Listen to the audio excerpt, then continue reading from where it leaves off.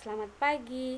Nah, sebelum kita memulai pembelajaran, Ibu mau menceritakan sebuah dongeng yaitu tentang asal-usul kota Salatiga. Nah, sebelum Ibu menceritakan dongeng tersebut, Ibu mau memberitahukan nanti Ibu akan memberikan pesan moral dari cerita tersebut. Nah, kamu silahkan menyimak dan mendengarkan dengan baik. Ambil posisi yang nyaman untuk mendengarkan cerita Ibu. Nah, Ibu akan memulainya. Asal-usul kota Salatiga. Pada zaman dahulu, kota Semarang dipimpin oleh Adipati Padanarang dan mempunyai istri bernama Nyai Padanarang. Ia terkenal sebagai pemimpin yang jujur, tetapi juga menyukai harta benda yang berlimpah. Sifat kurang baik ini terdengar oleh Sunan Kalijaga, seorang wali yang arif dan bijaksana. Sunan berniat ingin mengingatkan Padanarang dengan menyamar sebagai tukang rumput. Ketika lewat di halaman kabupaten, Adipati Padanarang menawar rumput dengan harga yang sangat rendah. Penjual rumput itu setuju dan meletakkan rumputnya di kandang. Sebelum pergi, penjual rumput itu menyelipkan uang 5 sen di antara rumputan. Uang tersebut ditemukan oleh abdi dalam yang segera melapor kepada Padanarang. Hal itu terjadi berulang kali. Padanarang heran, mengapa tukang rumput tersebut tidak pernah menanyakan uangnya.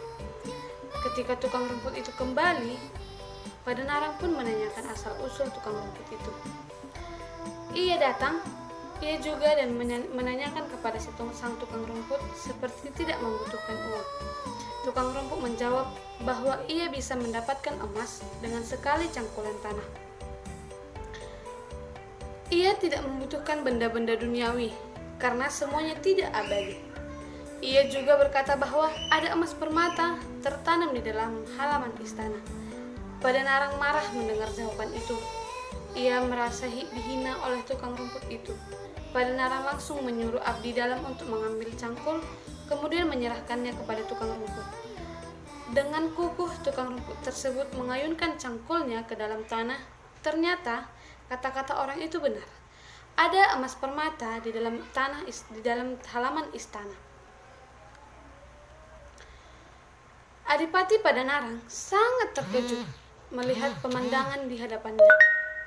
Seketika ia merasa sangat kerdil dalam hatinya. Padanarang, aku adalah Sunan Kalijaga.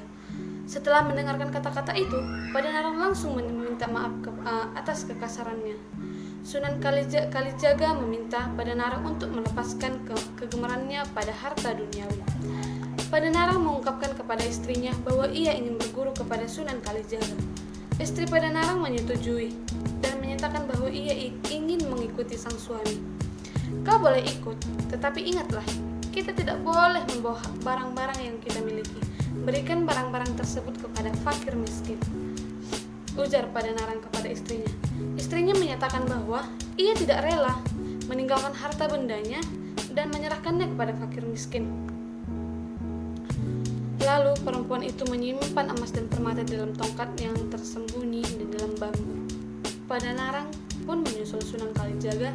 Lalu perjalanan mereka dihadang oleh tiga orang penyamun.